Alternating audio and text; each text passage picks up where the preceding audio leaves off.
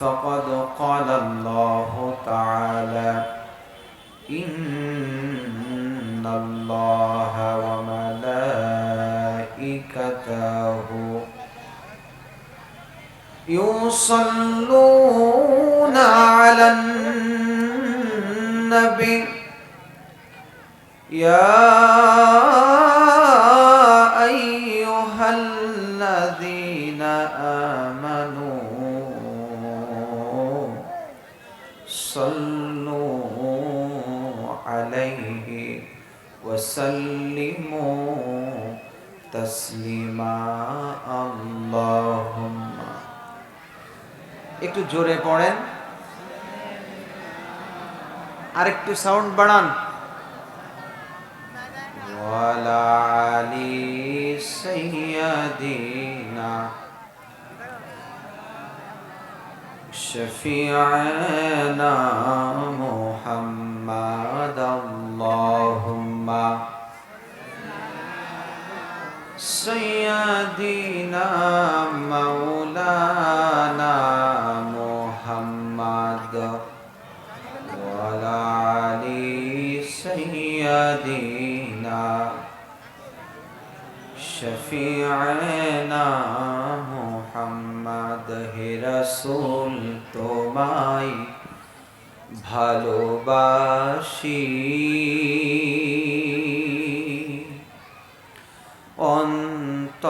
অন্তরে শুধু মুখে নয় জান্নাতের আশায় নয় হে রাসূল জাহান্নাম কেও ডরি না হে রাসূল তোমায় ভালোবাসি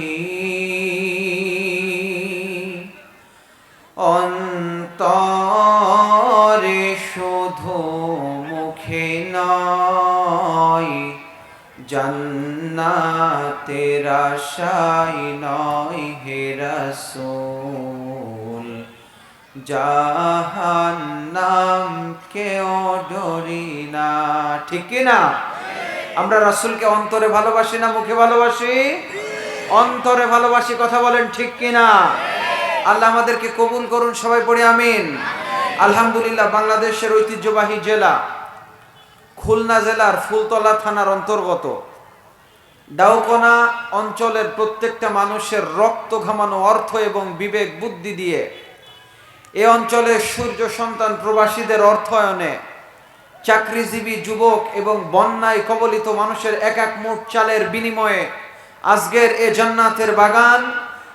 জান্নাতের বাগানে উপস্থিত আছেন সম্মানিত সভাপতি আমার প্রিয় বড় ভাই জনাব আব্দুল কাদের আল্লাহ তাআলা তার গোলামকে কবুল করুন সবাই পড়ি আমিন আল্লাহ তাআলা তার গোলামকে হায়াতে তাইয়্যিবা সিহাতে কুল্লিয়া দান করুন সবাই পড়ি আমিন আর একটু জোরে পড়ুন আমিন আর উপস্থিত আছেন এই অঞ্চলের আইম্মায়ে মাসাজিদ খুতুবায়ে মাসাজিদ উলামায়ে কেরাম যাদের জুতা বহন করার যোগ্যতা আমি মাহমুদুল হাসান বিন মাহাদির নাই আর উপস্থিত আছেন বিভিন্ন শ্রেণী পেশার খেটে খাওয়া মানুষ যারা আল্লাহ তাআলার রাসূল ঘোষণা দিয়েছে আল কাসিবু হাবিবুল্লাহ প্রত্যেকটা শ্রমিক প্রত্যেকটা পেশাজীবী আল্লাহ রাসূল বলেন আল্লাহর বন্ধু সুবহানাল্লাহ এই আপনাদেরকে আমি সামনে নিয়ে মহান মুনিবের দরবারে প্রশংসায় পঞ্চমুখ হতে চাই সবাই মিলে আওয়াজকে উঁচু করে আমাদের মহান মালিককে খুশি করার জন্য আকাশ বাতাসকে মুখরিত করে এই ডাউকোনার জমিন থেকে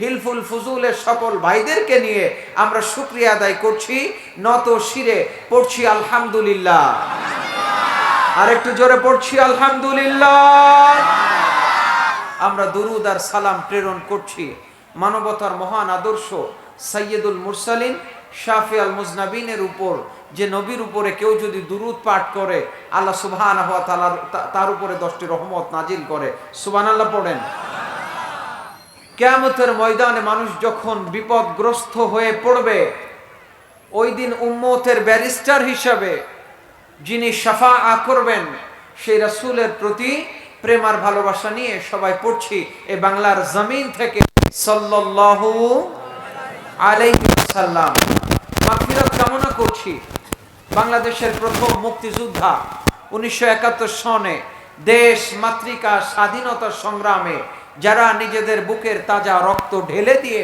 এ বাংলার জমিনটাকে আজাদ করেছিলেন এবং 2024 সালে এই জুন জুলাইয়ের বিপ্লবে আল্লাহ সুবহানাহু ওয়া তাআলা যাদেরকে কবুল করেছিলেন এক ঝাঁক ছাত্র নামক আবাবিল দ্বারা এ বাংলাদেশকে নতুন করে আবার স্বাধীন করেছেন। আসুন সবাই মিলে সেই সমস্ত শহীদ ভাইদেরকে শহীদের নজরানা দান করছি। আমরা পড়ছি আল্লাহ সুবহানাহু ওয়া তাআলা যেন এই 24-এর এই বিপ্লবী আল্লাহ তাআলার অজর ধারায় রহমত নামক এই ছাত্র নামক আবাবিলদেরকে আল্লাহ তাআলা কবুল করেন। সবাই পড়ি আমিন। আরেকটু জোরে পড়ুন আমিন। আরেকটু জোরে পড়ুন আমিন। উপস্থিত আছেন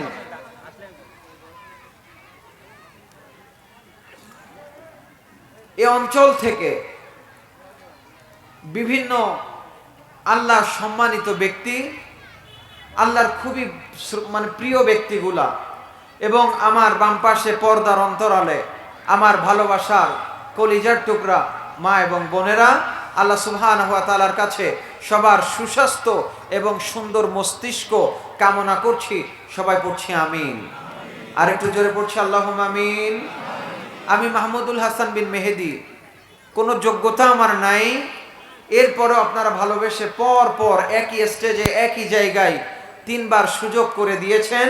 আসুন আমরা মহান মুনিবের দরবারে আমি আমার এই আলোচনার জন্য মহান মুনিবের কাছে একটু সাহায্য প্রার্থনা করছি। মুনিব, আমার সামনে যত মানুষ মূল্যবান সময় নষ্ট করে এই জান্নাতের বাগানে বসেছে, আল্লাহ তাআলা তাদের খোরাক হিসাবে, তাদের পাথেহ হিসাবে এই পথহারা জাতির জন্য আমার কণ্ঠকে আপনি কবুল করুন। সবাই পড়ি আমিন। আসুন প্রিয় ভাইরা, আমরা এদিকে ওদিকে না গিয়ে সরাসরি আমরা আজকের এই মূল্যবান আলোচনা শুরু করি।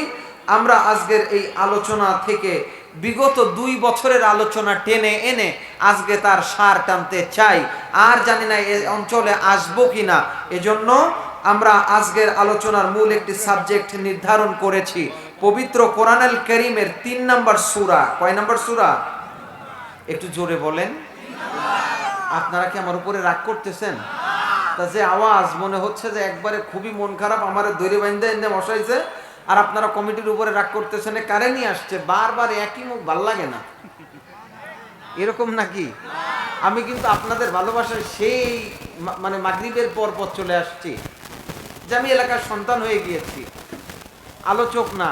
তাহলে যতক্ষণ আলোচনা চলবে শব্দ করতে পারবেন তো ইনশাআল্লাহ? পারবেন তো ইনশাআল্লাহ? তাইলে একটু বলেন তো, মুখস্থ করি। ভাই হাইসেন না, এটা জান্নাতের বাগান ভাই। আসলে আমি সত্যি কষ্ট পাই যে আইয়ামে জাহিলিয়া, বিগত দিনে তো বলছি আপনাদের, তো এই যে নব্য জাহিলিয়াত চালু হয়েছে, কোরআনুল কারীমের মাহফিল, এটা একটা ইবাদত চলছে। কথা বলেন ঠিক কিনা ভাই? তো ইবাদত চলছে, এটা জান্নাতের বাগান, এটা দুনিয়ার কোনো জায়গা না। এখানে যারা কথা বলতে আসবেন আল্লাহ কবুল করবেন তাই কথা বলবেন, কিন্তু এই ময়দানটাকেও এক শ্রেণীর বক্তা, এক শ্রেণীর শ্রোতা, এক শ্রেণীর কমিটি এটাকে কুলুষিত করে ফেলছে। কথা বলেন ঠিক কিনা?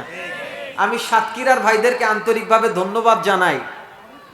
কয়েকদিন আগে একজন আলোচককে আলোচনা শেষে রুমের ভিতরে নিয়ে ঢাপ ঢুপ করে ধুলাই দিছে। কি দিছে? ধুলাই দিছে। আমি অন্তর থেকে শুকরিয়া এবং কৃতজ্ঞতা প্রকাশ করছি। মিডিয়ার ভাই কালকেই ছাড়বে প্রিয় সাতক্ষীরাবাসীকে। আপনারা একবারে উম্মতের জন্য একটা কল্যাণকর কাজ করেছেন।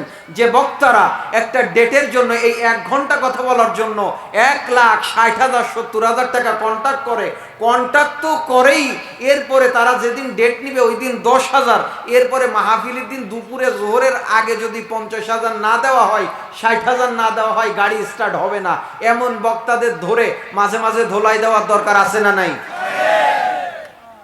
শুধুমাত্র শেখ হাসিনা আর উবাইদুল কাদেরের দোষ, বক্তাকে কোনো দোষ নাই না?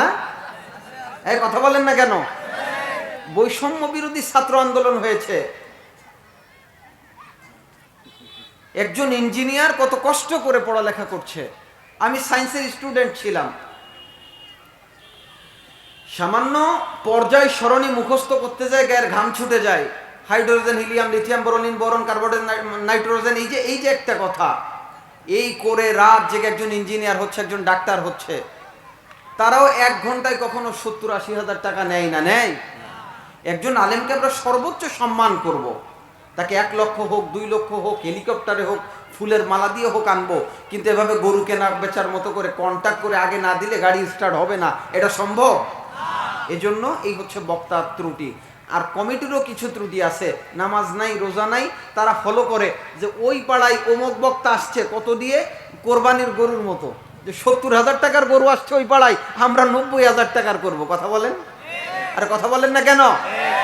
এই যে কোরবানির গরুর মতো আমাদেরকে নিয়ে পাল্লা প্রতিযোগিতা চলছে, নামাজ নাই, রোজা নাই, তাসবিহ নাই, তাহলিল নাই, একবারে সারা রাত মেলার মতো করে আলোচনা শুনে ফজরের নামাজও পড়ে না, আসে না? নাই? জোরে বলেন। তাহলে এই জাতীয় আলোচক দিয়ে, এই জাতীয় কমিটি দিয়ে, এই জাতীয় শ্রোতা দিয়ে কোনো লাভ হবে না। এজন্য সংবিধিবদ্ধ সতর্কীকরণ, এটা ইবাদতের ময়দান, জান্নাতের বাগান। কথা বলেন ঠিক কিনা? এজন্য এখান থেকে যা শুনবো এগুলো শিখে নিব, পারবো তো ইনশাআল্লাহ? তাহলে আসুন আমরা একটু মুখস্থ করি। আজকে আমরা একটা সূরার ছোট্ট একটি আয়াত থেকে আলোচনা করতে চাই। এই সূরাটি 103 নম্বর আয়াত থেকে আমি আলোচনা করব। এই সূরাটি পবিত্র কোরআনুল কারীমের কয় নম্বর সূরা? জোরে বলেন। 3 নম্বর সূরা, সূরা আল ইমরান। এই আলে ইমরানের 103 নম্বর আয়াত থেকে আমরা কথা বলতে চাই। আল্লাহ তাআলা তৌফিক দান করুন। সবাই পড়ি আমিন।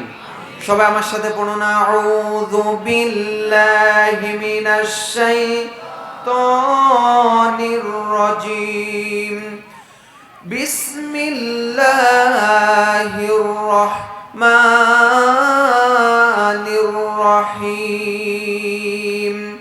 ইয়া আইয়ুহাল্লাযীনা আমানুত্তাকুল্লাহ হাক্কা তুকাতিহি ওয়া লা তামুতুন্না ইল্লা ওয়া আনতুম মুসলিমুন। চিৎকার দিয়ে পড়ুন আল্লাহু আকবার।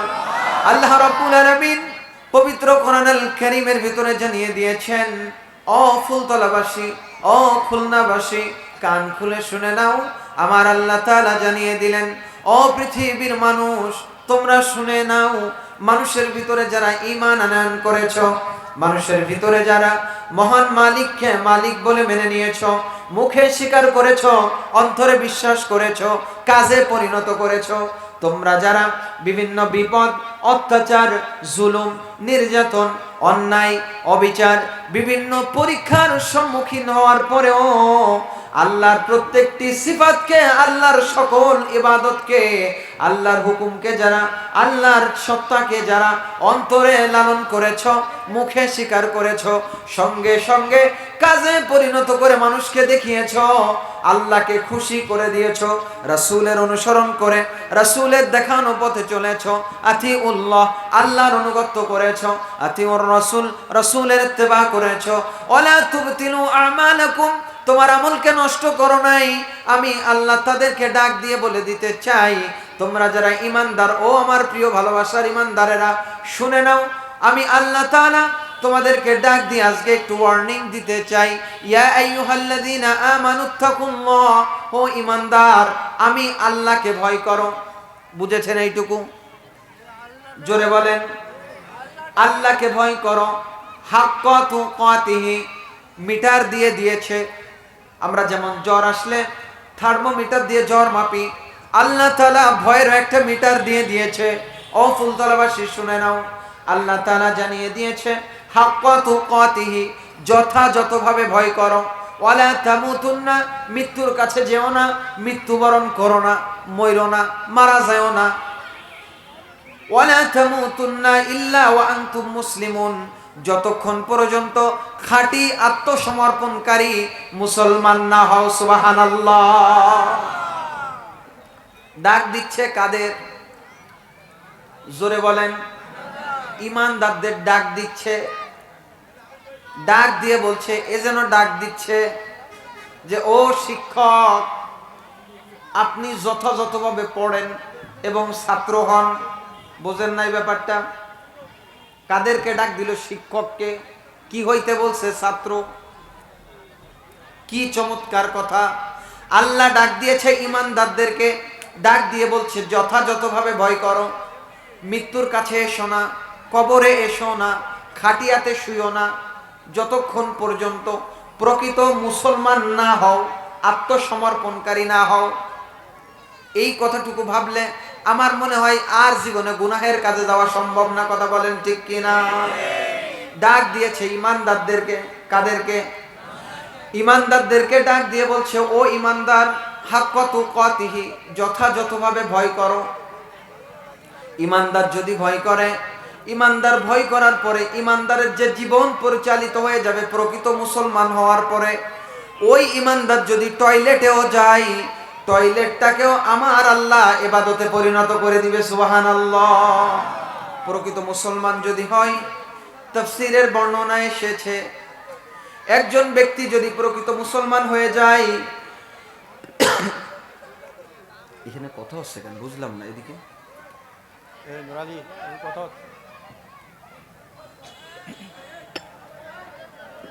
এই একবারে সবাই সামনে আসতে হবে, নাইলে বাড়ি চলে যাইতে হবে ভাই। উল্টা পাল্টার দিন শেষ।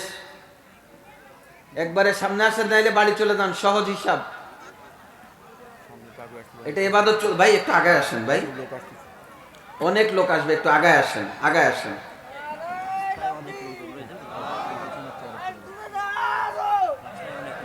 ভাই রাস্তায় যারা আছেন, আপনারা সবাই ভিতরে চলে আসেন। তাহলে ভাই আমরা মূল আলোচনায় চলে আসি। আল্লাহ তাআলা ঈমানদারদেরকে ডাক দিয়ে বলছে, ও ঈমানদারেরা, তোমরা না আমার খুবই প্রিয় মানুষ, তোমরা না আমাকে মেনেছো, তোমরা না রোজা রাখছো, তোমরা না হজ করছো, তোমরা না যাকাত দিচ্ছ, তো এত কিছু তোমরা যারা করছো, তোমরা প্রকৃত মুসলমান হয়ে যাও। সুবহানাল্লাহ পড়েন। তার মানে বোঝা গেল আমাদের নামাজ, আমাদের রোজা, আমাদের তাসবিহ, আমাদের তাহলিল সব কিছু ঠিক থাকলেও আমরা এখনো মুসলমান হতে পারি নাই।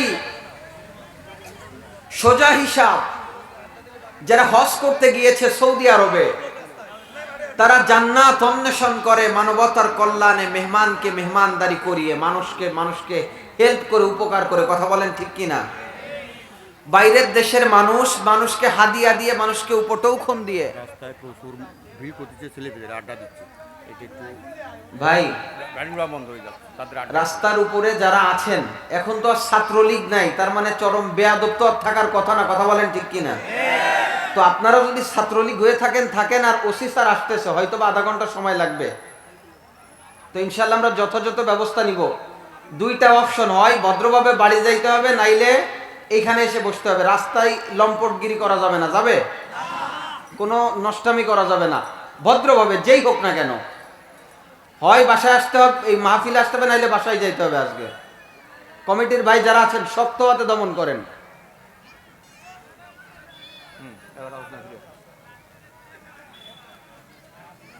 সম্মানিত ভাইরা, এইদিকে আপনাদেরকে আমি যদি কিছু না দিতে পারি, তাইলে আমার আসা যাওয়াই তো খালি খালি হবে। কথা বলেন। এই জন্য আমরা আসুন একটু গুছিয়ে আমাদের জীবনটাকে জাহান্নাম থেকে জান্নাতের দিকে একটু মোড় দিতে পারি কিনা। আমি সহ পারবো না ইনশাআল্লাহ? তো আমাদেরকে ডাক দিয়ে বলছে, কারণ আল্লাহ তাআলা জানে এই যে বহির্বিশ্বে যারা হজ করতে যায়, বিভিন্ন সফরে যায়, তারা দেখেছে তারা একজন মানুষ আরেকজন মানুষকে কিভাবে মেহমানদারি করায়, মানবতার কল্যাণে কিভাবে কাজ করে, মানুষকে খাওয়াতে পারলে, মানুষকে কিছু দান করতে পারলে, মানুষকে কিছু হাদিয়া দিতে পারলে তারা নিজেদেরকে সৌভাগ্যবান মনে করে। সুবহানাল্লাহ পড়েন। কিন্তু বাংলাদেশের মুসলমান আমরা যারা আছি, আমরা জমির আল ঠেলে, একজন ভাইকে কষ্ট দিয়ে, একজন ভাইয়ের ক্ষতি করে, একজন ভাইকে আঘাত করে, একজন ভাইয়ের সম্মানহানি করে, একজন ভাইয়ের বিপদ ডেকে এরপরে নামাজে যায় আল্লাহরে খুঁজি। কথা বলেন, জোরে বলেন। অনেক নামাজি আছে যে নামাজিগুলা নিজের ভাইকে জমি দেয় নাই। অনেক নামাজি আছে বাকি খেয়েছে, বাকি দোকানদারের পয়সা দেয় নাই। অনেক নামাজি আছে আল্লাহর যে সৃষ্টি, যে মাখলুক রয়েছে, পশু রয়েছে, পাখি রয়েছে, তাদের যে হক আছে হক পর্যন্ত আদায় করে না, অথচ নামাজে যায় একবারে মাগরিবের 23 পর্যন্ত শুধু জিকিরই করে। কথা বলেন। ওই জিকির কাজে আসবে না। উমরে ফারুক রাদিয়াল্লাহু তাআলা আনহুর জামানায় একদল মানুষ মসজিদে নামাজের পরে বসে আল্লাহর জিকির করছে। এরপরে আসরে আসছে, দেখে যে জিকির করছে। মাগরিবে আসছে, দেখে জিকির করছে। পরের দিন ফজরে আসছে, দেখে নামাজের পরে জিকির করে। তো উনি ডাক দিয়ে বললেন যে ভাই, আপনাদের রিজিকের ব্যবস্থা করতে হয়, সারাক্ষণ যে মসজিদে রিজিকের ব্যবস্থা করতে হয়। বলে যে আমরা এই যে জিকির আজগার করছি, এই অঞ্চলের মুসল্লিরা আমাদেরকে বিভিন্নভাবে খাবার দিচ্ছে, এটা খাচ্ছি। উমরে ফারুক ডাক দিয়ে বলেন, সহি ঘটনা যে ফজরের পরে আমি যে আজকে তোমাকে ধরেছি, আমি জোহরের পরে নামাজ ছাড়ার জন্য তোমাকে মসজিদে না দেখি। তুমি কাজ করো, নিজের হক আছে, পরিবারের হক মেটাও। সুবহানাল্লাহ পড়েন। যদি কোনো ব্যক্তি, ও ফুলতলাবাসী শুনে নেন, যদি কোনো ব্যক্তি ফজরের নামাজ জামাতে আদায় করে মানবতার কল্যাণে মানুষের উপকার হয় এমন কোন কাজ আল্লাহকে খুশি করার জন্য করে, যতবার বাদামও যদি বিক্রি করে, ভ্যানও যদি চালায়, যদি কুলিও হয়, যদি অফিসের শিক্ষকও, স্কুলের শিক্ষকও হয়, উনি যাই করুক না কেন হালাল পথে করলে যতবার তিনি আল্লাহ আল্লাহ মানে বাদাম বাদাম বলে চিৎকার দিবে, ততবার আমার আল্লাহ বলার সওয়াব হবে। সুবহানাল্লাহ। এটাই মুসলমান, এটাই ইসলাম। মুসলমান হইতে গেলে ইবাদত শুধু মসজিদে করতে হবে না। এ মসজিদ আল্লাহর, জমিন ও আল্লাহর, কথা বলেন ঠিক কিনা? এ মসজিদ ও আল্লাহর, ভূখণ্ড আল্লাহর। আল্লাহ তাআলার সূর্য নিয়ে আমরা বেঁচে আছি, চন্দ্র নিয়ে বেঁচে আছি, অক্সিজেন নিয়ে বেঁচে আছি, নাইট্রোজেন ছেড়ে বেঁচে আছি।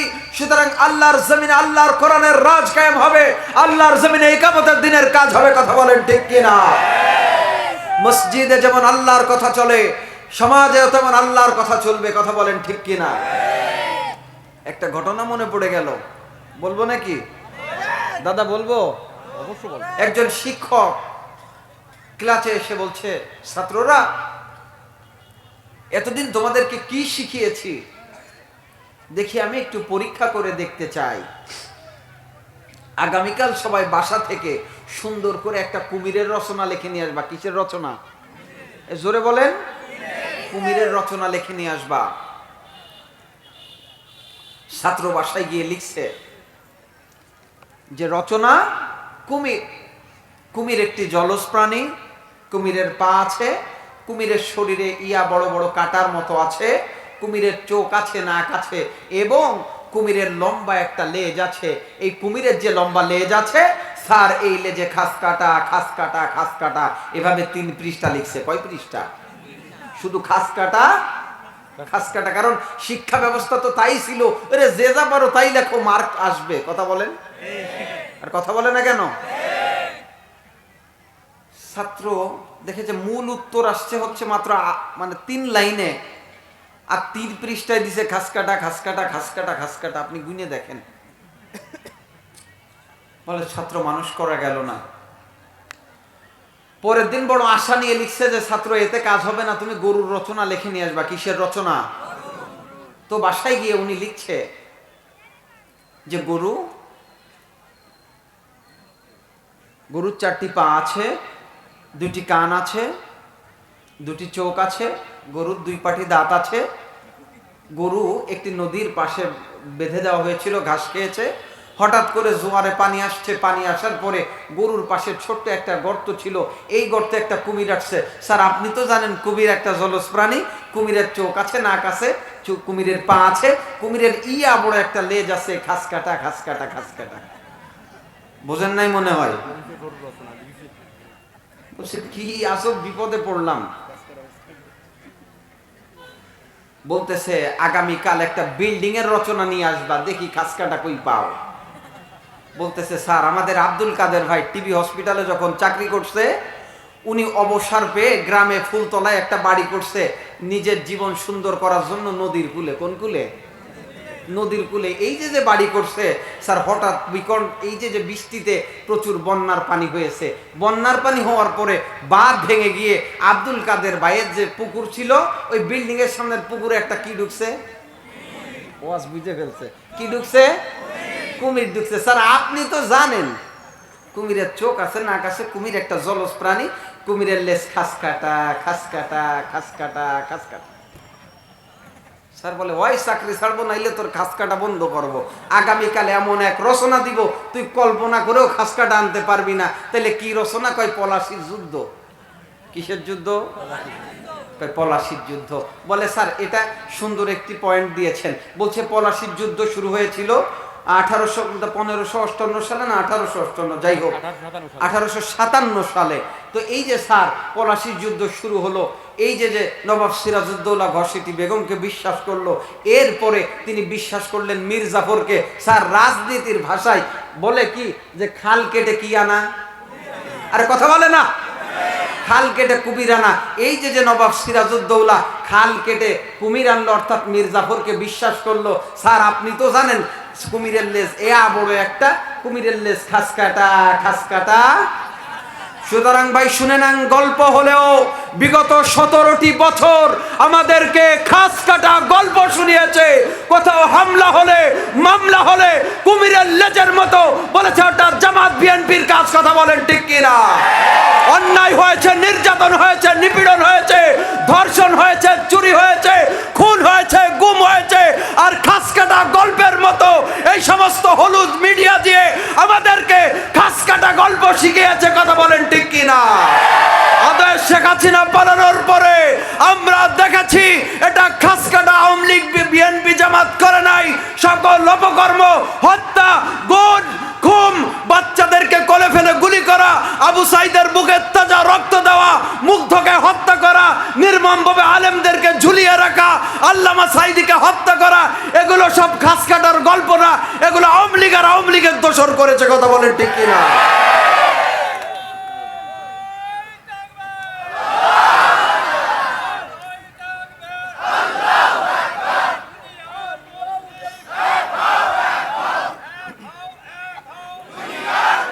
আল্লাহ কবুল করুন, সবাই পড়ি আমিন। প্রিয় ভাইরা রাগ করলেন আমার উপরে? সত্যটা জানাতে হবে না? জোরে বলেন। কয়েকদিন আগে একটা পেপার আসছে, সামান্য 6 বছরের বই ছাপাইতে গিয়ে 150 কোটি টাকা চুরি হয়েছে। কত কোটি টাকা? এটা কোনো রাজনীতি না, এটা হচ্ছে বাস্তবতা। কারণ মূসা আলাইহিস সালামের জীবনের উপরে কথা বলতে গেলে ফেরাউনের জীবনে আসবে। কথা বলেন ঠিক কিনা? ইব্রাহিম আলাইহিস সালামের জীবনের উপরে কথা বলতে গেলে নমরুদকে ছেড়ে কথা বলা যাবে না। কথা বলেন ঠিক কিনা? আল্লামা আহমেদ শফি, আল্লামা সাইদির পক্ষে কথা বলতে গেলে শেখ হাসিনা, ওবায়দুল কাদেরকে ছেড়ে কথা বলা যাবে না।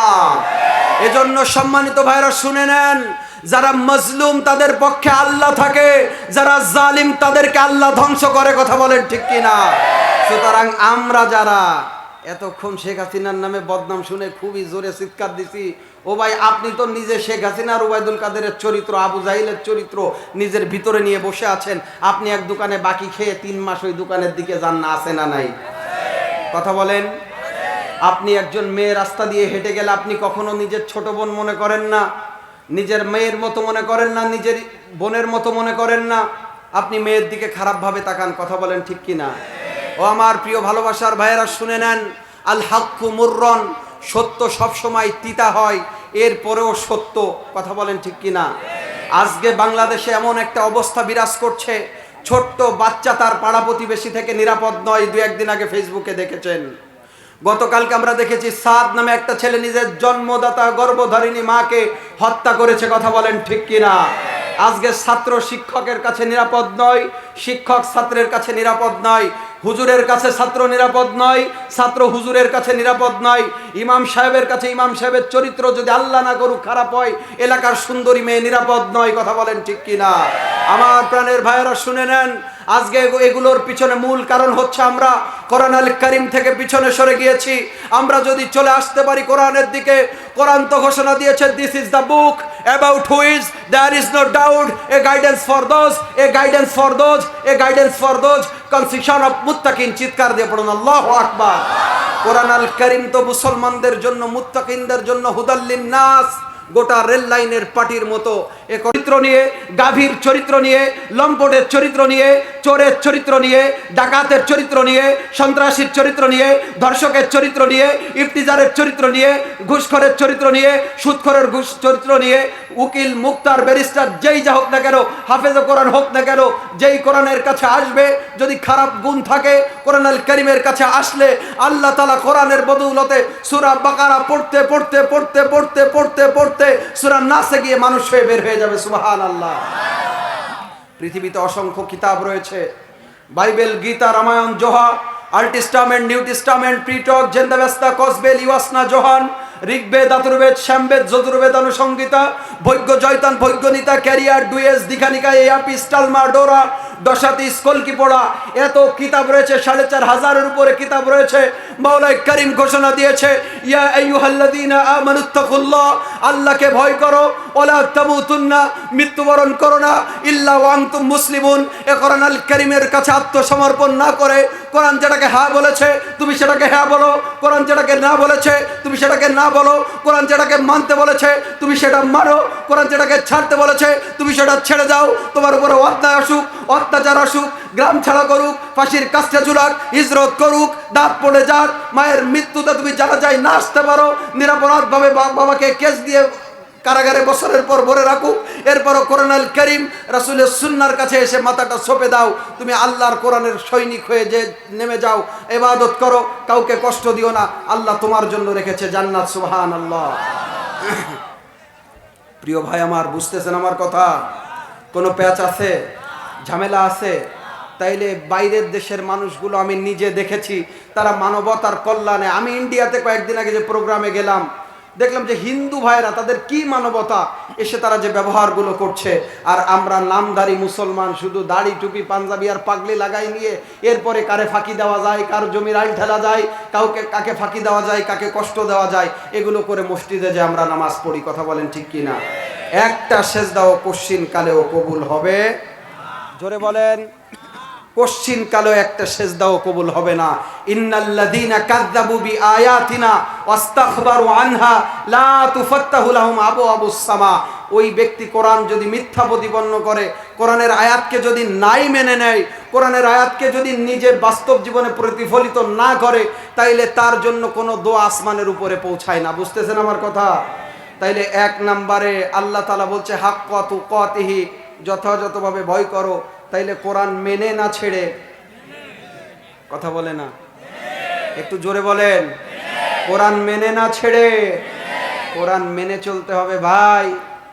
এখন আমরা যারা আছি সুবিধাবাদ জিন্দাবাদ, কোরআনুল কারীমে বলছে সুদ খেও না, কোরআনুল কারীমে বলছে নামাজ ছেড়ো না, কোরআনুল কারীমে বলছে নারীদেরকে সর্বোচ্চ সম্মান দাও, কোরআনুল কারীমে বলছে একজন জ্ঞানীকে সর্বোচ্চ সম্মান দাও। তিনি স্কুলের টিচার হোক, তিনি কলেজের শিক্ষক হোক, তিনি একজন পুলিশ হোক, তিনি একজন ভ্যান চালক হোক, যদি তার ভিতরে এলেম থাকে, জ্ঞান থাকে, তাকে তুমি সর্বোচ্চ সম্মান দাও। আমরা দিই?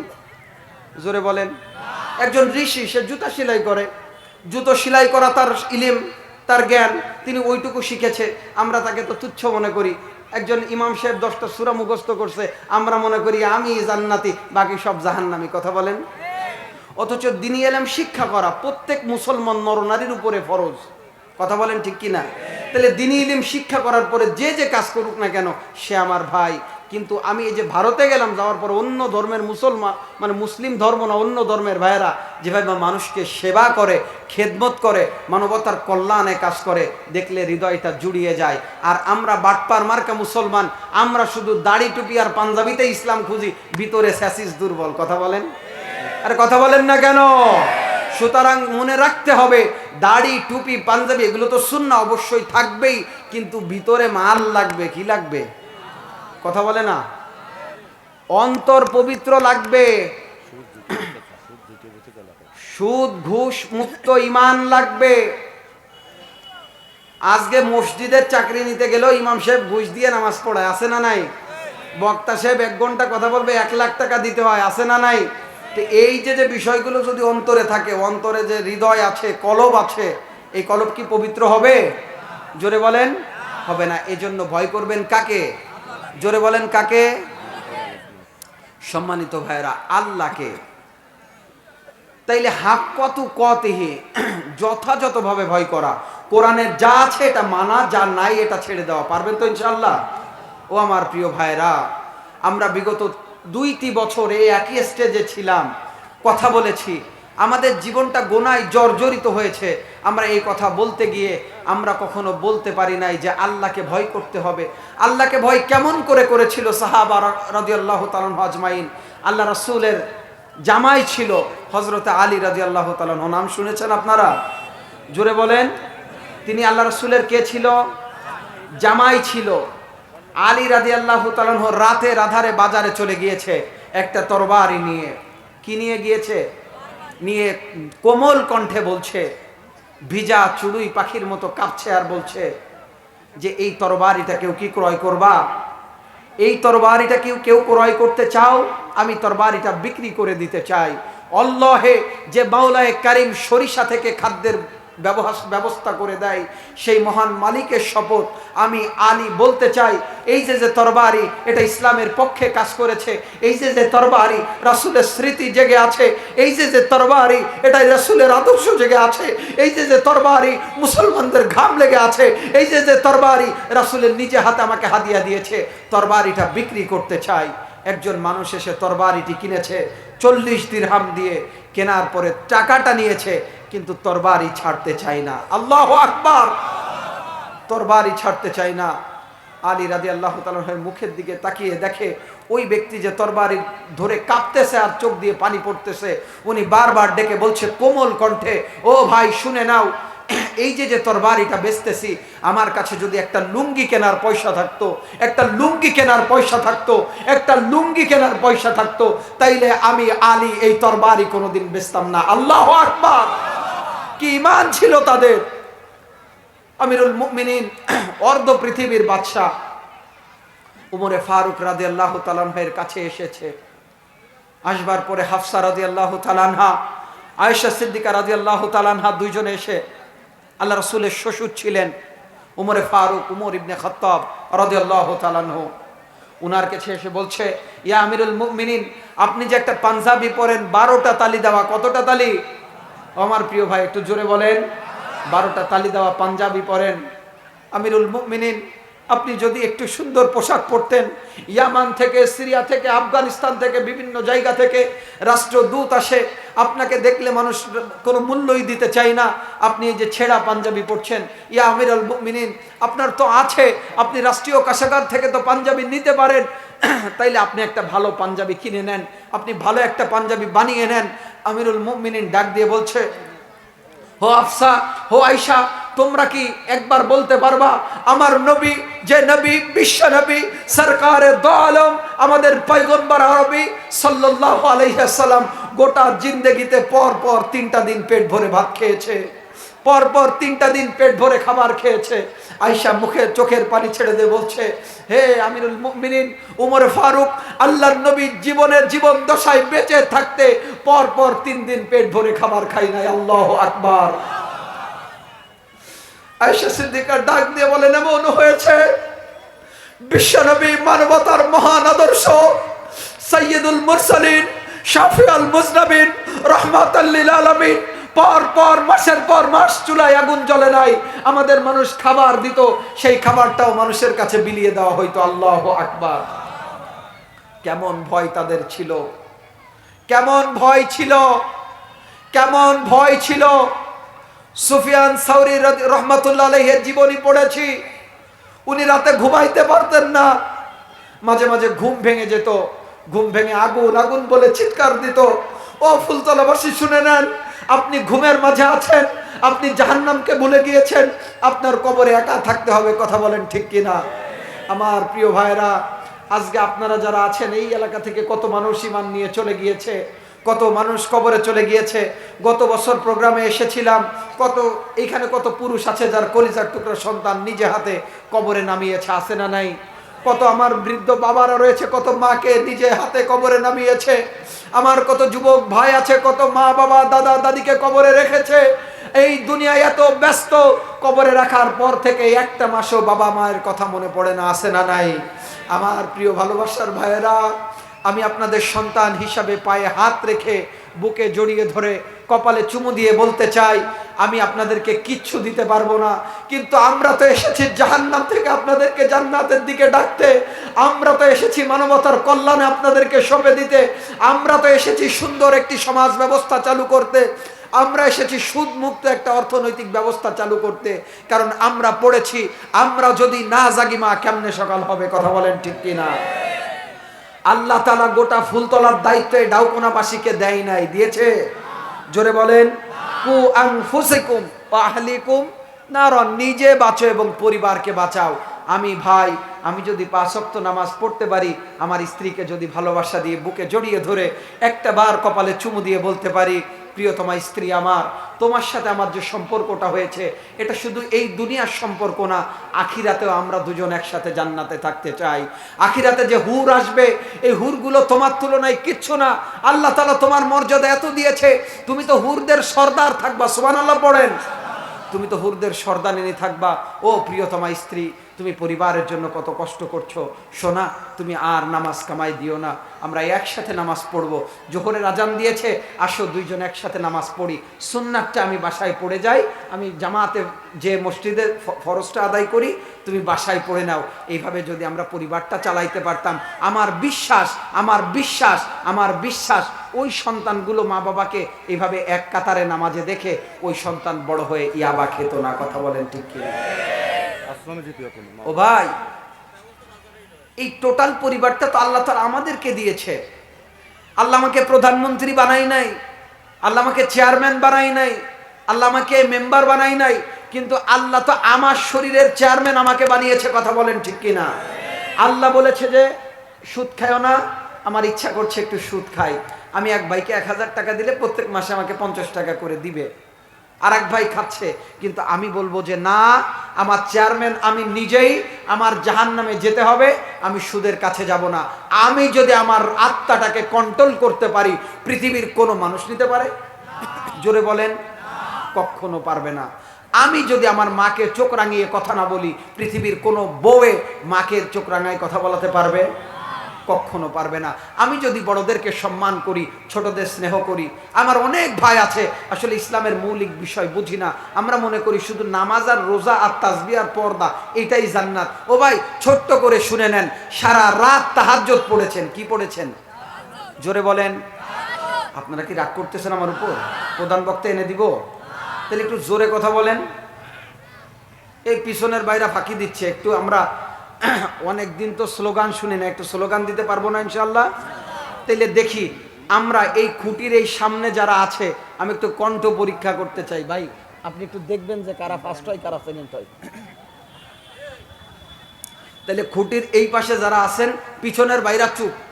খুঁটির এই পাশে যারা, আমি একবার তাকবীর দিব, আপনারা শরীরে যত শক্তি আছে জিততে হবে। নারায়ে তাকবীর। আচ্ছা প্রিয় ভাইরা আমার, পিছনের ভাইরা এবার রেডি, সামনের ভাইরা চুপ থাকবেন। পিছনের ভাইরা একটু কাশি দিয়ে নেন, কারণ শব্দ একটু জোরে মনে হচ্ছে এইদিকে। তাইলে পিছনের ভাইরা নারায়ে তাকবীর। দেখছেন পিছনের ভাইকে কত জোর। আচ্ছা সবাই মিলে দিলে কেমন লাগে দেখি। নারায়ে তাকবীর, লিল্লাহে তাকবীর। আল্লাহ কবুল করুন, সবাই পড়ি আমিন। ও আমার প্রিয় ভাইরা, একটু সামনের দিকে চলে আসেন, পিছনের অনেক ভাই দাঁড়ায় আছে। তাইলে আমরা জান্নাত আর ইবাদত মনে করি শুধু নামাজ রোজা। কথা বলেন, শুধু নামাজ রোজা আর তাসবিহ তাহলিল জিকির ওজিফা আর কোরআন তিলাওয়াত। অথচ সারা রাত, মনে আছে আপনাদের, সারা রাত এক ব্যক্তি কি করলো? এই তো মুখস্থ হয়ে গেছে। কি করলো? তাহাজ্জুদ পড়লো। সারা রাত তাহাজ্জুদ পড়ার পরে ফজরের আজান দিলে ইমাম সাহেব মসজিদে যায়, সারা রাত ডিউটি করে একটা কুকুর ঠান্ডাভাবে সুন্দর করে, প্রচণ্ড ঠান্ডায় শীতের রাতে শুয়ে আছে, ওই কুকুরের গায়ে একটু ঠান্ডা পানি ছিটাই দিয়ে ইমাম সাহেব নামাজে চলে গেল। ওনার সারা রাতের তাহাজ্জুদের কোনো দাম হবে? এই আপনারা বলেন। তাহলে কুকুরের বেলা যদি হয়, আর মানুষের বেলায় কি হবে? জোরে বলেন। কুকুরকে কষ্ট দিলে যদি আমল বরবাদ হয়, বিড়ালকে যদি মেরে ফেললে একজন মহিলা জাহান্নামে চলে যায়, একজন খারাপ মহিলা যদি একটা কুকুরকে পানি খাইয়ে জান্নাতে যেতে পারে, তাহলে মানুষের কল্যাণে কাজ করলে কি হবে শুনবেন আপনারা? জোরে বলেন।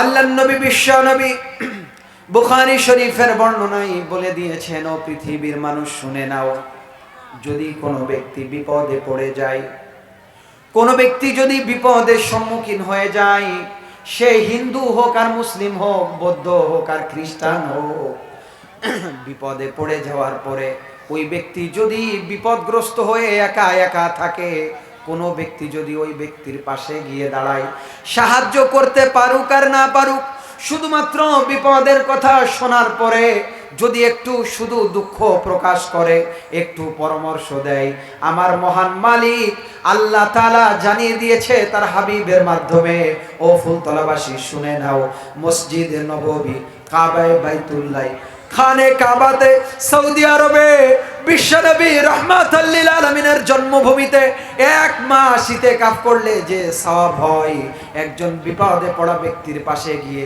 দুইটা মিষ্টি কথা বললে এক মাস ইতিকাফের সওয়াব হয়ে যায়। সুবহানাল্লাহ। আরেকটু জোরে বলেন সুবহানাল্লাহ।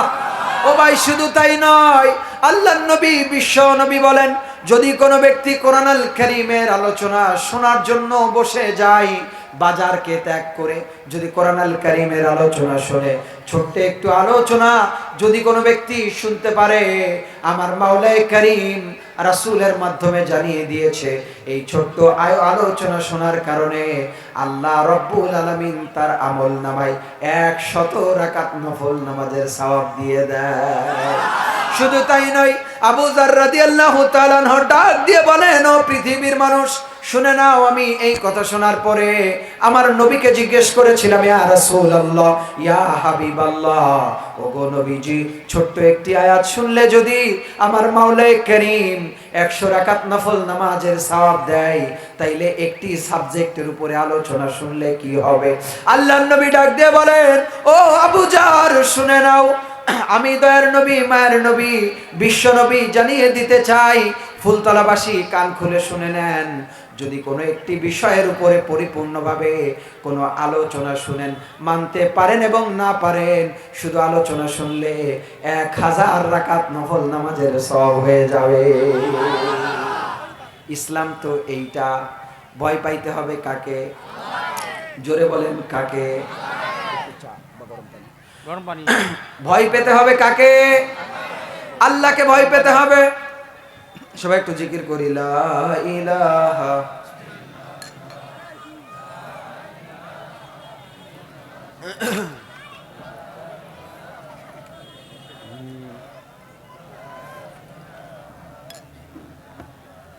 লা ইলাহা লা ইলাহা, একটু জোরে পড়েন, ইল্লাল্লাহ, লা ইলাহা লা ইলাহা বাম পাশে জায়গা। লা ইলাহা লা ইলাহা ইল্লাল্লাহু মুহাম্মাদুর রাসূলুল্লাহ সাল্লাল্লাহু। ভয় পেতে হবে কিভাবে? আলী রাদিয়াল্লাহু তাআলা আনহুর জীবনী আরো পড়েছি। আলী রাদিয়াল্লাহু তাআলা আনহু যখন বাজারে চলে যেতেন পরিপূর্ণ একটা অর্থ নিয়ে, অল্প কিছু টাকার বাজার করতেন, কি করতেন? জোরে বলেন কি করতেন? অল্প কিছু টাকার বাজার করতেন, বাজার করে বাকি টাকাগুলো দান করে বাসায় ফিরে আসতেন।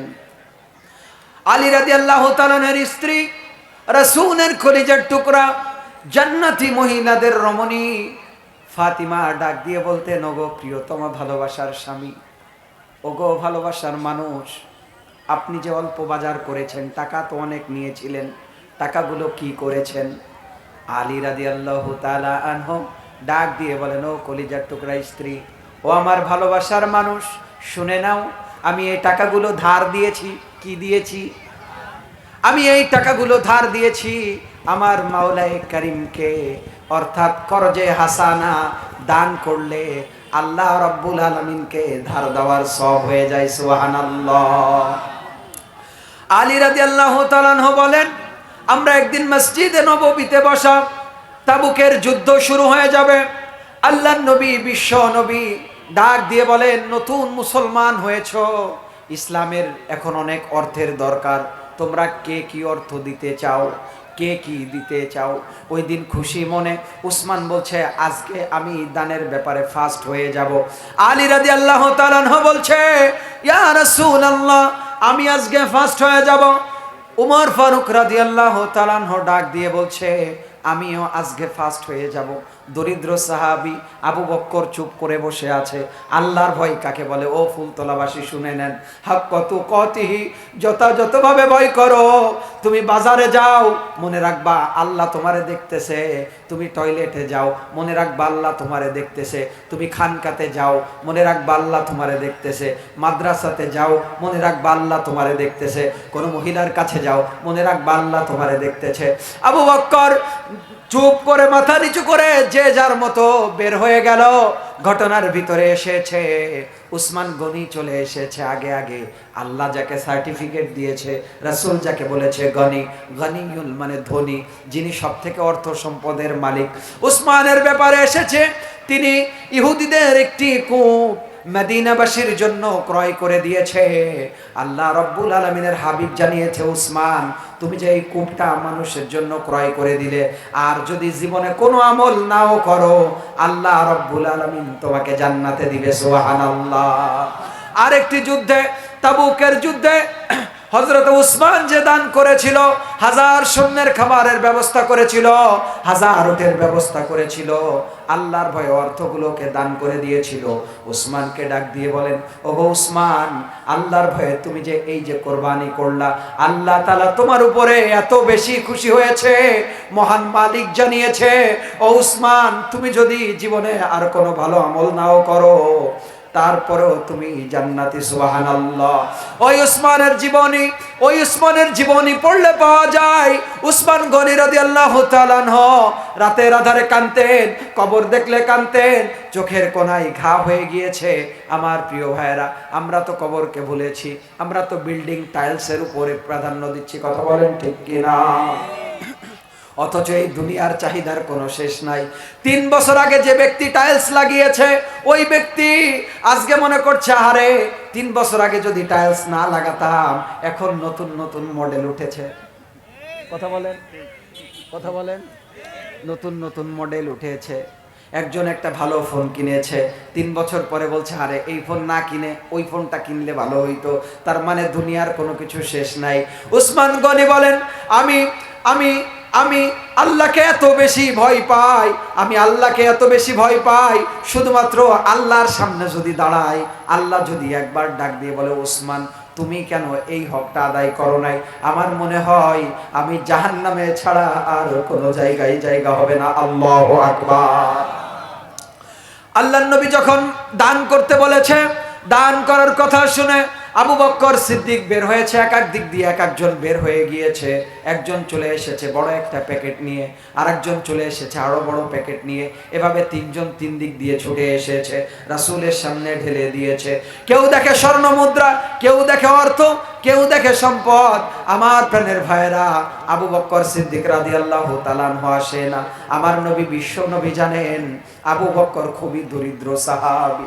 আমার নবী বিশ্ব নবী রাহমাতাল লিল আলামিন তাকিয়ে দেখেন ক্লান্ত শরীরে আবু বক্কর আসে একটা বড় প্যাকেট নিয়ে, পাতলা একটা প্যাকেট। আবু বক্কর এসে ডাক দিয়ে বলেন ইয়া রাসূলুল্লাহ আমি নিয়ে চলে এসেছি। আল্লাহর নবী বললেন ও উমর তুমি কি নিয়ে এসেছো এবং বাসায় কি রেখে এসেছো? উমর বলেন ইয়া রাসূলুল্লাহ আমি যে সম্পদ ছিল আমার বাসায় অর্ধেক নিয়ে এসেছি, অর্ধেক দিয়ে এসেছি। উসমান গনি বলেন আমি 3 ভাগের 2 ভাগ নিয়ে এসেছি, 1 ভাগ রেখে এসেছি। আলী রাদিয়াল্লাহু তাআলা আনহু এই বলেন আবু বক্করকে ডাক দিয়ে বলেন ও আবু বকর তুমি ইসলামের জন্য কি নিয়ে এসেছো? আবু বক্কর ডাক দিয়ে বলেন ওগো নবীজি বাসায় তেমন কিছু ছিল না, অনেকদিন পেট ভরে খাবার খেতে পারি না। ওগো নবীজি আমার বাসায় তেমন কিছু ছিল না। আমি বাসায় যাওয়ার পরে আমার ছোট্ট মেয়ে ছিল, আমার ছোট্ট মেয়েকে বলেছি মা তোমার খেলনা কি আছে এগুলো একটু দাও, বাড়িতে কি কি আছে একটু দাও।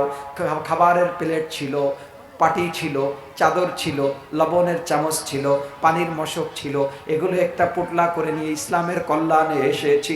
ওগো নবীজি, আমি জানি মদিনার বাজারে এইটার 4 পয়সার কোনো মূল্য নাই, কিন্তু আমি রাসূলের হাবিব, আমি আবু বকর জানি জিহাদের ময়দানে এগুলোর প্রয়োজন হতে পারে, এজন্য নিয়ে এসেছি। ডাক দিয়ে বলেন, ও আবু বকর, আমি তো বুঝলাম তুমি কি নিয়ে এসেছো, বাসায় কি রেখে এসেছো।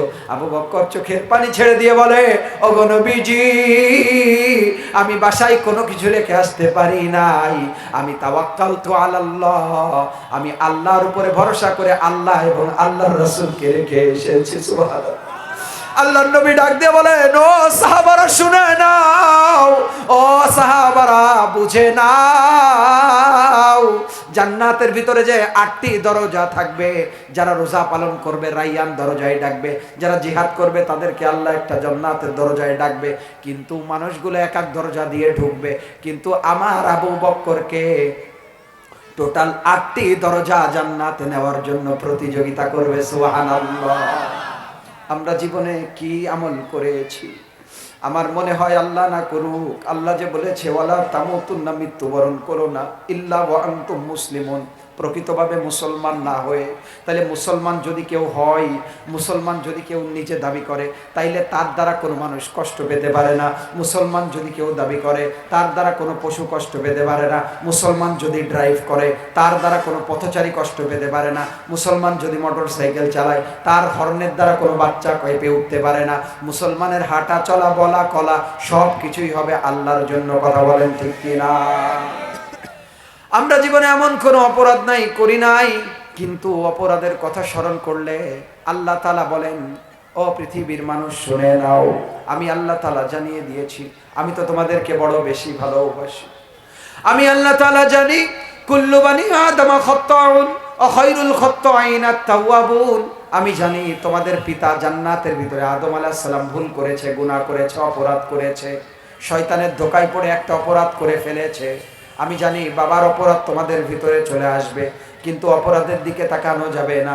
আমি আল্লাহ তাআলা অপরাধগুলোকে যেমন গোপন করে রেখেছি, সাত্তার নামের ওসিলায় আমি আল্লাহ তাআলা গাফফার নামের খাতিরে মাফ করে দিব। সুবহানাল্লাহ। তাইলে পরপর 2 বছর যে আলোচনা করেছি, এই আলোচনার মূল হচ্ছে যতই গুনাহ হোক কি করতে হবে? গুনাহ হইলে কি করতে হবে? একটু জোরে বলেন, আর একটু জোরে বলেন। এখন আসেন মূল আলোচনায় চলে যাই। একটা হচ্ছে তাওবা, আর একটা ইস্তেগফার। চিনেন আপনারা? তাওবা এক জিনিস, ইস্তেগফার আর এক জিনিস। রাসূল বলেন তাওবা মানে ফিরে আসা, ছেড়ে দেওয়া, ওইটার দিকে আর না যাওয়া। আর ইস্তেগফার মানে ক্ষমা চাওয়া। কি চাওয়া? ক্ষমা চাওয়া, মাপ চাওয়া। তাইলে যারা বারবার গুনাহ করে এবং ফিরে আসে, আবার যায় আবার ফিরে আসে, এইটার মানে তাওবা নয়, এইটার মানে ইস্তেগফার। কথা বলেন ঠিক কিনা? আল্লাহ তাআলা বলেন, ইয়া আইয়ুহাল্লাযীনা আমানু তুবু ইলাল্লাহি তাওবাতান নাসুহা। চিৎকার দিয়ে পড়ুন আল্লাহু আকবার। ও পৃথিবীর মানুষ, ও ফুলতলাবাসী, শুনে নাও, তোমরা যারা ঈমানদার দাবি করছো গো, আমি আল্লাহ জানিয়ে দিতে চাই, পর্দার অন্তরালে আমার প্রিয় ভালোবাসার মা রয়েছেন, আমার প্রিয় বোন রয়েছেন, ভালোবাসার মানুষেরা কান খুলে শুনে নাও। আল্লাহ রব্বুল আলামিন বলেন, পুরুষ হোক মহিলা হোক, যে যেভাবে হোক না কেন, গুনার সাথে যদি জড়িয়ে যায়, যদি একনিষ্ঠতার সাথে তাওবা করে ফিরে আসতে পারে, আমার মালিক ঘোষণা দিয়েছে ওই ব্যক্তির জীবনের গুনাহ আল্লাহ মাফ করে দিবে। সুবহানাল্লাহ। ওমরে ফারুক রাদিয়াল্লাহু তাআলা আনহুর জামানায় উমরে ফারুক এত কড়া সাহাবী ছিল, এত কড়াভাবে রাষ্ট্র চালিয়েছে, বলেছে এই সমাজে মদ যদি কেউ কোনো ব্যক্তি খেয়ে ফেলে, তারে 100টা বেতের আঘাত করা হবে। ওনার সন্তানকে মদ খাওয়ার অপরাধে বেতের আঘাত করেছে।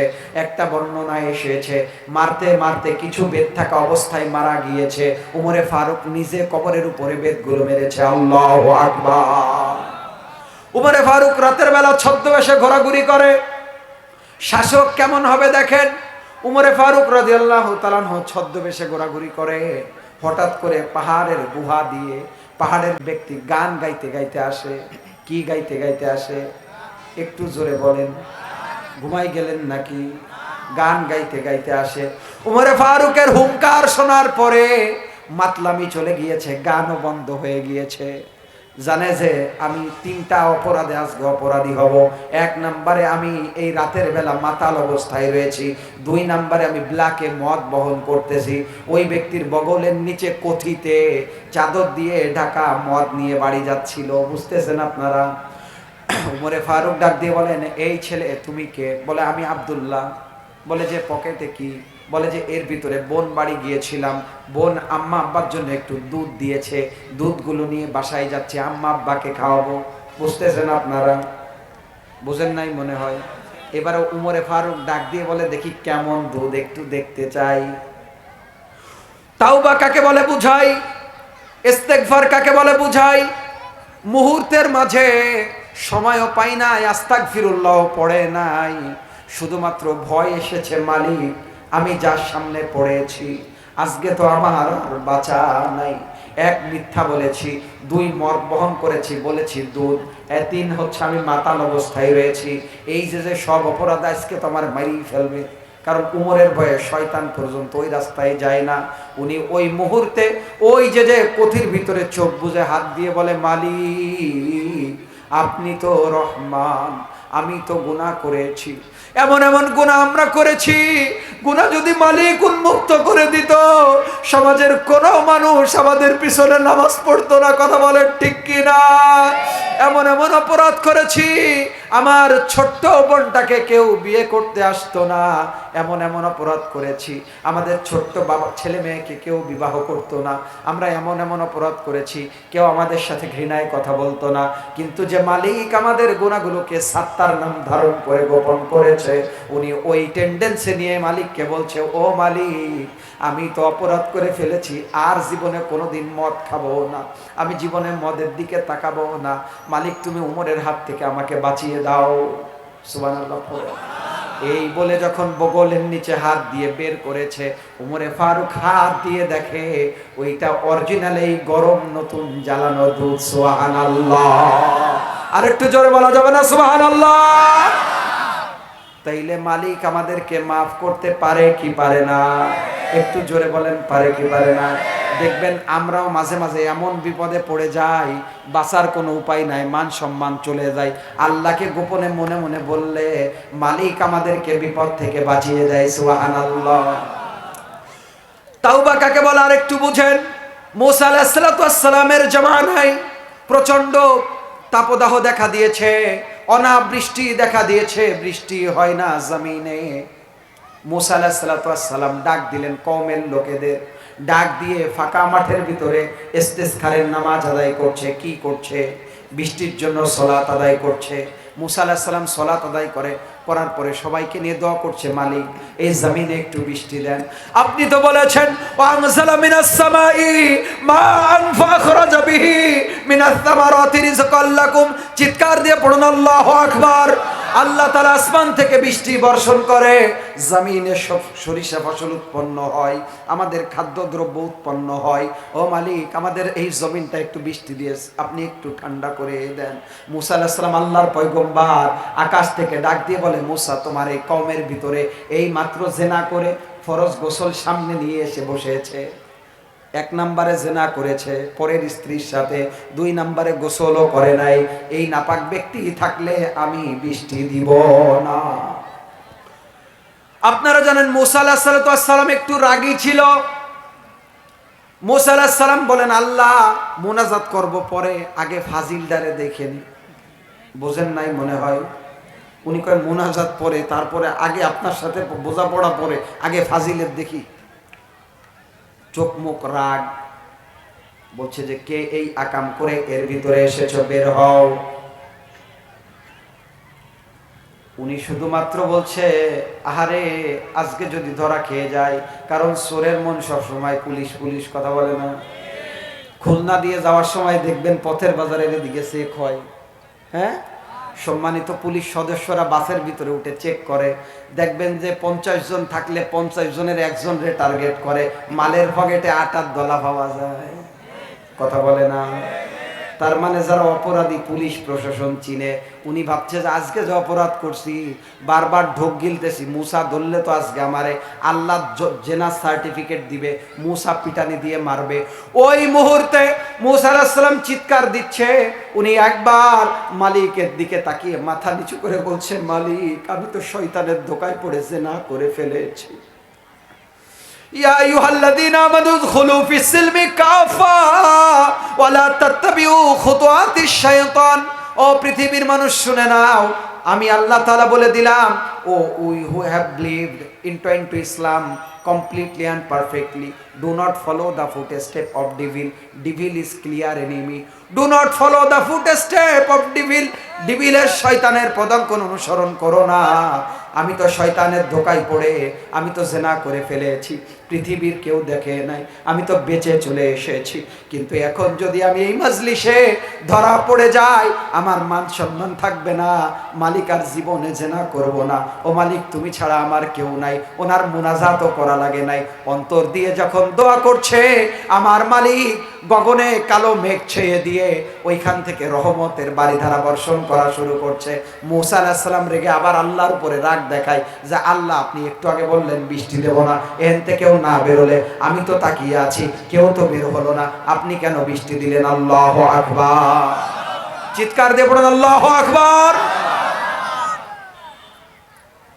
মুসা আলাইহিস সালাম যখন আল্লাহকে বললেন, আল্লাহ ডাক দিয়ে বলেন, মুসা কান খুলে শুনে নাও, তুমি তো শুধু অপরাধের কথা শুনেছো, কিন্তু ও আল্লাহর ভয় অন্তরে নিয়ে এমন একটু তাওবা করে ফেলেছে, আমি শুধু ওর গুনাহ মাফ করা না, আমি ওর ফরজ গোসলটা রহমতের পানি দ্বারা করিয়ে দিয়েছি। সুবহানাল্লাহ। ও ভাই কান খুলে শুনে নেন, আল্লাহ বলছে, ইয়া আইয়ুহাল্লাযীনা আমানু, ইয়া আইয়ুহাল্লাযীনা আমানু তুবু ইলাল্লাহি তাওবাতান নাসুহা। যদি একনিষ্ঠতার সাথে আল্লাহকে ভয় করে গুনার কথা স্মরণ করে যদি চোখের পানি ফেলে রাতের বেলা যদি 2 রাকাত তাহাজ্জুদ পড়ে মালিককে বলতে পারেন, মালিক এই রাতের আধারে সবাই ঘুমিয়ে গিয়েছে, আমি অপরাধ করে ফেলেছি, মানুষকে কষ্ট দিয়েছি, মানুষকে ধোঁকা দিয়েছি, মানুষের অর্থ পাচার করেছি, মানুষকে আমি বিভিন্নভাবে কষ্ট দিয়েছি, মানুষের সম্পদ আত্মসাৎ করেছি, আমি এগুলোকে ফেরত দিব, আমি এগুলোকে ফেরত দিয়ে তাওবা করছি, আল্লাহ আপনি আমাকে মাফ করে দেন। আল্লাহ রাব্বুল আলামিন ডাক দিয়ে বলেন, ও ফুলতলাবাসী শুনে নাও, ইল্লা মান তাবা ওয়া আমানা ওয়া আমিলা আমালান সালিহা ফাউলাইকা ইউবাদদিলুল্লাহু সাইয়্যাতিহিম হাসানাত ওয়া কানাল্লাহু গফুরুর রহিমা। চিৎকার দিয়ে পড়ুন আল্লাহু আকবার। আমার মালিক আসমান থেকে ডাক দিয়ে বলে, ও ডাউকোনার মুসলমান কান খুলে শুনে নাও, আমি আল্লাহ তোমার উপরে এত বেশি খুশি হয়ে যাই, আমি আল্লাহ তুমি যে অপরাধ করেছো, এই অপরাধের কথা যদি একবার স্বীকার করে একবার সরি বলতে পারো। আমাদের ভালোবাসার মানুষ যারা আছে, আমাদের স্ত্রী আছে, মা আছে, আমাদেরকে না বুঝে যদি কষ্ট দেয়, কিছুক্ষণ পরে যদি ফিরে এসে বলে আসলে আমার ভুল হয়েছে, আমরা খুশি হই না রাগ হই? জোরে বলেন। যদি নত হয়ে যদি স্ত্রীকে আমি বকা দিয়েছি, কিছুক্ষণ পরে স্ত্রীর কাছে গিয়ে যদি কাপড়টা ধরে বলে, যদি বলি, ওগো প্রিয়তমা স্ত্রী আমি তো আসলেই অপরাধ করেছি, ওইটা আমার ভুল হয়েছিল, তোমারটা সঠিক ছিল, এইভাবে যদি বলে যে সরি, তাইলে কি মাফ করবে কি করবে না? জোরে বলেন, করবে কি করবে না? আমরা যদি আম্মাকে কষ্ট দিয়ে আম্মাকেও বলে যে আম্মু আমি বুঝতে পারি না, আমাকে ক্ষমা করো, আম্মু মাফ করবে কি করবে না? আমার মালিক বলেন, যদি কোনো ব্যক্তি ভাবে গুনাহ করতে করতে পাহাড় সমপরিমাণ গুনাহ করে ফেলো গো, তোমরা যদি তাওবা করে ফিরে আসো, আমি আল্লাহ তাআলা তোমার জীবনের গুনাহগুলো শুধু মাফ করব না, ফাউলাইকা ইউবাদদিলুল্লাহ, 90 বছর বয়সে যদি আল্লাহ তাওবা কবুল করে ফেলে গো, 90 বছর জীবনে যত গুনাহ ছিল আমার আল্লাহ 90 বছরের গুনাহগুলোকে ফাউলাইকা ইউবাদদিলুল্লাহ, সব গুনাহগুলোকে সওয়াব দ্বারা পরিবর্তন করে দিবে। সুবহানাল্লাহ। আরে কি দয়ার মালিক, গভীর রাতে সব বন্ধ থাকে, কিন্তু আমার মালিক প্রথম আসমানে চলে আসে গো। প্রথম আসমানে এসে বলে, ও মারজিনা, ও সাকিনা, ও জরিনা, ও কুলসুম, ও খাদিজা, ও আমিনা, ও ফাতিমা, কে কি চাও গো আমাকে একটু বলো। কার কলিজার টুকরা সন্তান অসুস্থ আমাকে বলো, কার সন্তান হয় না গো আমাকে বলো। ও আব্দুর রহমান তুমি দিনা আছো আমাকে বলো। ও আব্দুল মালিক তুমি বিপদে আছো আমাকে একটু বলো। ও আব্দুল সাত্তার চাকরি পাচ্ছ না আমাকে একটু বলো। ও আব্দুর রহমান পড়ছো কিন্তু হাফেজ হতে পারো না আমাকে একটু বলো। ও আব্দুল মালিক তোমার সম্পদগুলো মানুষ ভক্ষণ করছে আমাকে একটু বলো। আমি তোমার কারণে প্রথম আসমানে নেমে এসেছি, ঘুমাইও না আর ঘুমাইও না, আমাকে একটু তোমার মনের ব্যথাগুলো একটু বলো, আমাকে একটু তুমি বলো। কোনো ব্যক্তি যদি শেষ রাতে যদি ওযু করে ঘুম ভাঙার পরে 2 রাকাত নামাজ পড়ে সেজদায় গিয়ে সুবহানা রাব্বিয়াল আলা, সুবহানা রাব্বিয়াল আলা, সুবহানা রাব্বিয়াল আলা এইভাবে 3 বার পাঠ করবার পরে 5 বার পাঠ করবার পরে বাংলাতে যদি বলে মালিক আমি আজকে অর্থের অভাবে মরতেছি, আমি আজকে ভালো চাকরি পাচ্ছি না, ও মালিক আমার শরীরে ভয়ানক ব্যাধি বাসা বেঁধে গিয়েছে, আমার শরীরে ডায়াবেটিস দেখা পড়েছে, আমার শরীরে থাইরয়েড দেখা পড়েছে, আমার লিভারে সমস্যা হচ্ছে, আমি ভালো চাকরি করতে পারছি না, আমার এই সমস্যা সেই সমস্যা, এগুলো যদি বাংলায় মালিকের সামনে বলা যায়, আমার মালিক কপালে চুমু দিয়ে দোয়াকে কবুল করে নেয়। একটু জোরে বলেন সুবহানাল্লাহ। কারণ ও ভাই আমাদের এই পৃথিবী তো ক্ষণস্থায়ী। আমি অনেক বাবাকে দেখেছি যে বাবা নিজে মসজিদে টাকা দান করে না, কারণ সন্তানের কম পড়ে যাবে বলে। আমি আমার নিজের মাকে দেখেছি, আম্মাকে বলি যে আম্মা 10টা টাকা তুমি মসজিদে দিয়ে দাও, মা বলে যে না 5 টাকা রেখে দিই, তো ছোট্ট ভাই স্কুলে যাওয়ার সময় নিয়ে যাবে। মার কি দরদ সন্তানের উপরে। আমি মাকে ডাক দিয়ে বললাম, ও মা তুমি যদি 10টা টাকা আল্লাহর রাস্তায় তুমি দান করতে পারো, আল্লাহ তোমার কবর জগৎটা সুন্দর করে দিবে গো। মা ডাক দিয়ে বলে, ও সন্তান জীবনে তুমি যখন পেটের ভিতরে ছিলে নিজের ইচ্ছাগুলোকে ত্যাগ করেছি, তুমি যখন সন্তান প্রসব করে এসেছো মানুষগুলো বাইরে ঘুরতে গিয়েছে, তোমার ঠান্ডা লাগবে বলে আমি যাই নাই, আমি না রাতে ঘুমাই নাই, তোমার বাবাও তোমার পাশে ছিল না, তোমার বাবা বাইরে অনেক কষ্ট করেছে, আমি মা নিজে কোলের ভিতরে নিয়ে তোমাকে লালন পালন করেছি, আমি নিজে মা কখনো ভালো খাই নাই, অভাবের সংসার ছিল, পাশের বাড়ি থেকে কোনো খাবার দিলে নিজে মা খাইতে ইচ্ছা করলেও খাই নাই, পকেটে করে নিয়ে এসেছি, তোমার বাবাও ওই কাজগুলোই করেছে। এখন আমি জানি আমি যদি দান করি আমি ঠিকমতো ওই সময় নামাজও পড়তে পারি নাই, তোমার কাজ করতে গিয়ে পরের খেতে কাজ করে আমি জোহরের নামাজ কাজা করেছি, আমি জানি এখন যদি 10টা টাকা মসজিদে দিই আমার কবর জগৎটা সুন্দর হবে, কিন্তু সন্তান আমি আখিরাতকে প্রাধান্য তো দিই, কিন্তু তোমার উপরে আখিরাতকে প্রাধান্য দিতে পারি না, তোমার এই জীবনটাকে সুন্দর করতে চাই। এভাবে করে নিজের বাবা মা কত ত্যাগ করে আমাদেরকে জমিনের উপরে রেখেছে, কিন্তু এই পৃথিবী বড় স্বার্থপর, এই পৃথিবী বড় স্বার্থপর, এই পৃথিবী বড় স্বার্থপর। ওই মা যখন মারা যায়, ওই বাবা যখন মারা যায়, সন্তান মা বাবার লাশের পাশে একটা রাত থাকতে পারে না। মা যখন মারা যায় অন্ধকার গহীন কবরের ভিতরে রেখে সন্তান চলে আসে,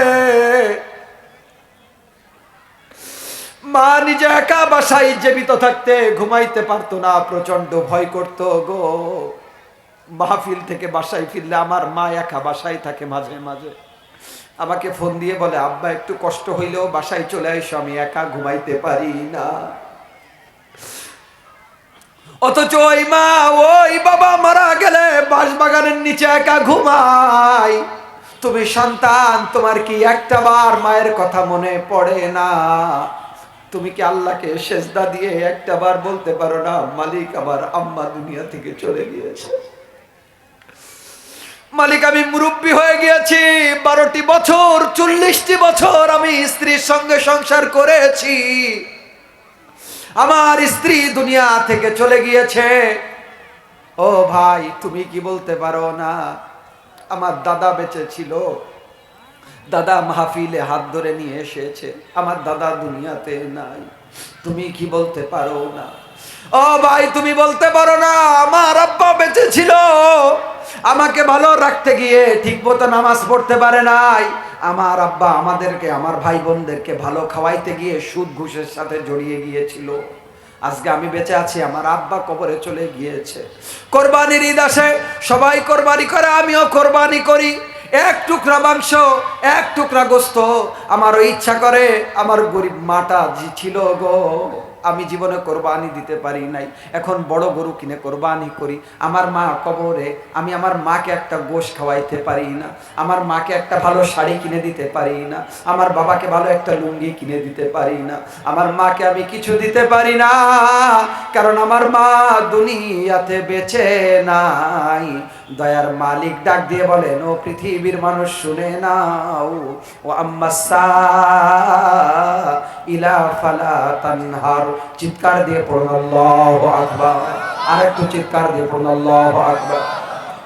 দয়ার মালিক ডাক দিয়ে বলেন, প্রার্থী যখন আসে খালি হাতে ফিরিয়ে দিও না। মায়ের বয়সে একজন মানুষ এসে যদি হাত পাতে, ফিরিয়ে দিও না।